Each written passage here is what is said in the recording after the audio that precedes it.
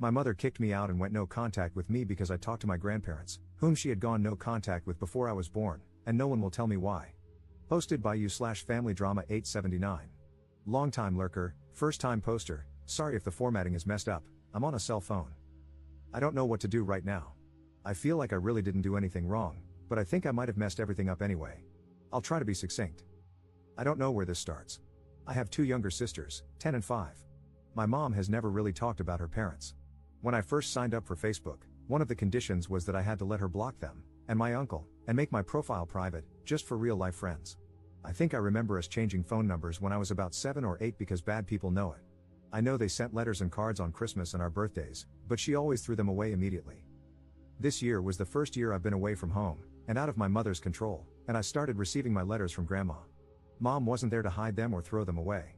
I opened them, and I don't know what I expected, but they were just gentle well wishes, vague because she doesn't really know me, a little rambling about her garden, and $50. That was it. No fire and brimstone, no insults. It was just Grandma E. The Christmas one was the same, but with $100. I kind of wonder if there was money in all the cards my mother threw away. I don't know. I was expecting Bible quotes and pictures of terminated fetuses or something. Mom said they kicked her out when she got pregnant with me, for being pregnant. That's kind of all she's ever said about it, and it never occurred to me before to ask for more details. I know she stayed with her lifelong best friend's family, I'll call her Auntie Carol, until I was born, and she married my dad, Auntie Carol's brother, 4 years later when she was 20. That's really all I know. A few months ago, I got really bored and curious. Grandma's letters were pretty harmless and cute, and they were addressed to me. I'm an adult, I don't have to ask my mother for permission to talk to someone. I don't know why I feel so defensive, I didn't do anything wrong. I sent a message to, I'll call my mother's family Smith, Grandma Smith, and she responded within a day. She was excited to hear from me. Could we meet? She'd like to introduce me to my grandfather and uncle. I said sure, why not? Because, well, why not? They don't live that far away, which surprised me. They're about 50 miles from my school and 80 miles from home. I met them, and they were just people. We didn't have anything in common. They aren't voting for Trump, so they're not that brand of old white people. My uncle looks just like my mother but balding. It was nice to meet family I didn't know before, but it wasn't a revelation. I asked about what happened with my mother, and Grandpa Smith said they would have helped her with the baby, but she had too much pride. Later, when it was just me, Grandma Smith, and my Uncle John, Grandma Smith said it was because my mother was disrespectful and promiscuous in their house. Uncle John said they kicked her out, but both Grandma and Grandpa said she ran away to be with my dad. That was when I started feeling weird about the whole thing. I asked again in front of all of them, and then they all agreed that she ran away. I didn't want to start a fight or anything, so I left it at that. I went back to school and promised to keep in touch. Which brings us to now. I was home for spring break, and I brought up this whole situation today with my mother because, at this point, I just want answers about why we never talked to these perfectly normal people all my life and what really happened between them.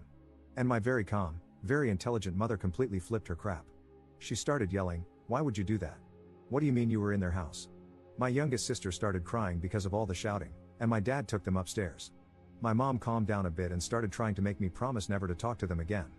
I wouldn't, because she still won't say what happened, if anything. She said that I had to go, and if I wouldn't cut all contact with them, then I'd never talk to her or my sisters again.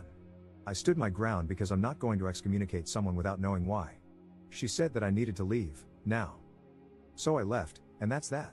I'm back at school. My dad won't answer the phone, and I'm blocked on my mother's Facebook. I called Auntie Carol, and I barely got 2 words out before she said, "Why would you do that? You need to work it out with your mother," and hung up. I don't know what to do. No question, if I had to choose, of course, I'd choose my mom, dad, and sisters over the grandparents and uncle I barely know, but I don't think I should have to. I don't know why my mother is being so extreme about this. I feel like they must have murdered my mom's puppy in front of her or something, but if she would just tell me that instead of getting so upset over nothing, I wouldn't mind cutting them off as much. How do I talk to my mother logically about this? Relevant comments. Commenter. My mother-in-law has a huge aquarium, 4 adorable birds, and 2 sweet tiny dogs. She knits, crochets, quilts, and bakes. She also regularly beat the crap out of my husband growing up, abandoned him with other family for 5 years, and neglected him so she could gamble. He often went weeks without food. My nanny bakes, goes to yard sales, and makes the best ribs. She also beat the crap out of my mom and all her siblings growing up and drank like crazy. There's a lot you probably don't know. Of course, these people seem normal to you, they barely know you, and they want to, so they're treating you with kid gloves. Abusers are often real charmers. I replied to your post in r/relationships. My mother-in-law was sweet as pie until I had the baby. Then I became a family member, and a prime target for her controlling and verbally abusive ways. But my mother-in-law would paint me as the abusive and controlling one, controlling for not doing what she wanted me to do with the baby, etc. People can hide their true selves. If your dad and aunt are reacting this way, it sounds big. It sounds like it's really hard for your mom to discuss. Where they're saying she ran away to be with your dad, but everyone else is saying she was kicked out, and them calling her promiscuous, my guess would be that they issued an ultimatum, your dad or them/their support. They may have even wanted her to get a termination. To them, her choosing not to terminate and staying with your dad would be running away with your dad. To her, it would be them kicking her out for being with him. Which side you're on can skew your perspective. That's just one possibility, though. It could be anything. It happens. It happened to my close friend at 17, she moved in with her boyfriend. I feel like you potentially approached this the wrong way, maybe a bit confrontational? Why aren't these completely normal people in my life? Would put her on the defensive quickly. You should have approached her with the letters and explained that you're an adult now and would like to know why you're not permitted to talk to these people. Going there without telling her was, to her, an immense betrayal, and in her mind, if she was abused, incredibly dangerous. Ops response. The way they said it was like she was an uncontrollable wild child, and they would have helped if she had just let them. I just thought she was young. But that's not my mother. That's not my mother at all. There isn't a wild bone in her body. There are charts upon charts and appointments on calendars for everyone, and she knows my schedule better than I do. Sometimes I call her, and she doesn't even bother with hello, she just skips right to the answer to whatever question I have because I swear she's psychic. I love my mother, and I don't want to hurt her. You're right, I did come at it abruptly, like it was a little problem that she was making up. I think I did scare her. I didn't mean to. I'm going to go over there later today and try again, more carefully and maturely. Update 2 days later. I don't really want to talk about this, but sitting here obsessing over it isn't helping anything, and I did promise to update. I don't know if there's a rule about it, but trigger warning for incest and grape. So, my mother came by today. I was going to go home and try to talk to her, but she beat me to it. She wasn't upset anymore. She was just really tired and sad. Before anything else, I know a lot of people guessed yesterday about what happened, but if everyone could just not say I told you so, I'd really appreciate it. I apologized as much as I could. I told her about the letters, how they just seem so normal, and I asked why she always throws them away unopened if there might be money in them. She told me they put money in them so that she'll open them, and she said, I know they look harmless, but they're in a secret code that they know only I'd understand. They're upsetting and tiring and pointless, and that's why I just throw them away. She looked at the Christmas card and told me that it used to be her job to tend to the garden because it was supposed to teach her patience and discipline. She said she had to tend it every day, no matter the weather. That her mother mentions the garden in a letter to me as a dig at her parenting, saying that I'm undisciplined and that it's her fault, and that the fact her mother tends it now means she shouldn't have had to and that my mom is a bad daughter for not doing it for her. She says all the letters are like that. She said that when she was a kid, they told her she was worthless and a burden and had to earn her keep. She said that both her father and brother used to do whatever they wanted to her, and I didn't ask for more details, but she said that when she got pregnant, her mother said they weren't going to pay for a baby. She had ignored it for too long to get an inexpensive termination, and her mother called her a WHRE and the baby an abomination, then kicked her out with $10 for the bus and an extra pair of shoes. She went to my dad and Auntie Carol's house and told them what happened, and my dad asked to be on the birth certificate right away. He said she was his best friend and that he'd be honored to be my father. She said she couldn't believe my grandparents would just take her in like that, with no questions asked, with a baby on the way, and not ask for anything in return. She said she'd planned to off herself but couldn't do it anymore because it might have made my dad's family sad. She said her family always told her she was worthless and stupid, and she decided to devote her life to proving them wrong. She says that good people do exist in the world, but if you want there to be more of them, then you have to be one too. She says she's always loved me, but she never knew what to say. So, that's what happened with my mom and her family. I wanted to know. I promised her that I'd never talk to her family ever again, and it was easy to promise because I can't think of anything I want to do less than talk to those people again. It makes me sick to think I ever thought they were nice people. She said she was sorry about the other day, but she panicked and overcorrected. Apparently, they never tried to contact her until my sister was born, and then my mother's mother got really excited about having a granddaughter and wanted shared custody or something. She said that everything they do to try to get to her is really just a way to get to my sisters. She says she doesn't really know why they are the way they are, but everything's a game to them, and the only way to win is not to play. I don't really know what to say about this either. I don't know what to do with it. I feel like everything's different now, and nothing is, too. I don't think I'm as strong as my mother is. I don't think I can make everything be normal through sheer force of will. I want everything to go back to the way it was. I don't really know what to do now. I do want to thank everyone who took the time to talk to me yesterday. Thank you for being so patient with someone who was so blind. I think this would have been so much messier without your help. I'm so sorry for what you've been through that let you know my mother better than I did, just by looking at what I said.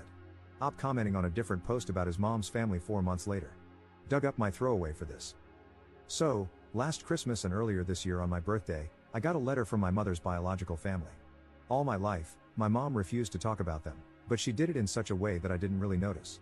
It was just always that way. I knew they sent letters sometimes, and I watched her throw them away. That was normal, and I thought nothing of it. This is really hard to write, and I still feel guilty about it, but I have to help you now, just like these people helped me. I moved away from home to go to college last year. My mother's relatives, who I call the Smiths because they don't deserve to be called her family, quietly sent me a Christmas card and then a birthday card. Each had a bit of money and vague but cheery holiday/birthday greetings. No one had told them I'd moved out, which school I was going to, or what dorm room I was in. I don't know how they knew my birthday. I didn't think about any of that then. Hell, this is hard. This was never a 5-alarm situation in my house growing up. My mother never said they were dead, she just calmly made sure that none of us had any contact with them. I don't know what I thought had happened, I just never questioned it before. I'm stalling. Long story short, I got curious and contacted the Smiths, my mother's father, mother, and brother. I went to their house, the same house my mother grew up in. In my memory now, they are ominous and shadowed, with long clawed fingers and creepy glowing eyes, but I know that, really, when I went there, I thought they were so normal. And, this is funny, I got this sense of righteous superiority over my mother because I could just tell that they were ordinary people she had condemned for some petty reason. They were into sci-fi books, gardening, and telling mildly confusing stories about my mother. Oh, doesn't that just crack me up now? I visited their place and then went back to school like I hadn't cheerily walked out of the monster's den. I didn't know then that they had let me go. I didn't know then that they were using me as bait. I didn't know then that they were playing a game, and it wasn't me they were after. So I went home for spring break a couple of weeks later and, just like they'd planned, dropped a bomb on my poor mother. I did it in the middle of dinner because I am tactful and thoughtful like that. My mother, who is the calmest, most put together person you'll ever meet, started hyperventilating and talking in this high-pitched screech. We scared my little sisters, and my mother begged me, on a loop, like she couldn't do anything else until I agreed, not to go there ever again.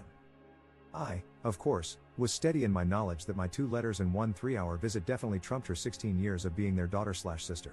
And they'd seem so normal to me. They had a garden, after all. When I wouldn't agree never to see them again, my mother told me I had to go and not ever come back. I left and went back to school feeling wronged, very confused, and with a deep, sinking something in the pit of my stomach that I couldn't identify and tried to ignore because I was so sure I was right. I made a post here a few hours later, mostly because I wanted anonymous, impartial people on the internet to agree with me that my mother had gone way the hell overboard. Some people did think she had, but wiser folks started picking holes in everyone's stories. They started asking me why I thought I knew better than my mother, what on earth could make such a calm and rational person so afraid. They asked me, was I sure I wanted to kick this hornet's nest? The answer to that, incidentally, if I could go back in time, is hell no. Sometimes, buried family secrets are buried for a reason. I've already written a novel here, and to be honest, I'm still kind of messed up because of this whole fiasco, but the short of it is that there was physical, emotional, and SA going on in that household, and my mother only barely got out of there alive. The reason the Smiths contact us is that they are creepy creeps who play creepy games, and they want contact with my younger sisters for God knows what creepy reason. The thing, though, the whole reason I wrote this all out again, is that the Smiths, and people like them, seem normal. They fooled me, my mother's son. They fooled their neighbors, child services, my mother's childhood friends and their parents, her teachers, and school administrators. My mother's family can put on human faces that are frighteningly believable, that is their true horror. They have a secret code and double meanings and tone of voice that I have to trust my mother on. She said that her mother once said, in the middle of a party, in front of all the ladies, "Your skirt is too short," and that meant her father would be graping her that night. But no one else knew their family code, so they could say things like that with no one the wiser, and no one would ever believe her. My mother's relatives are monsters. They're monsters. They only wear human faces. Whatever reason your mother has for cutting off her monsters, take it from someone who's been there. Are you sure you want to kick this hornet's nest?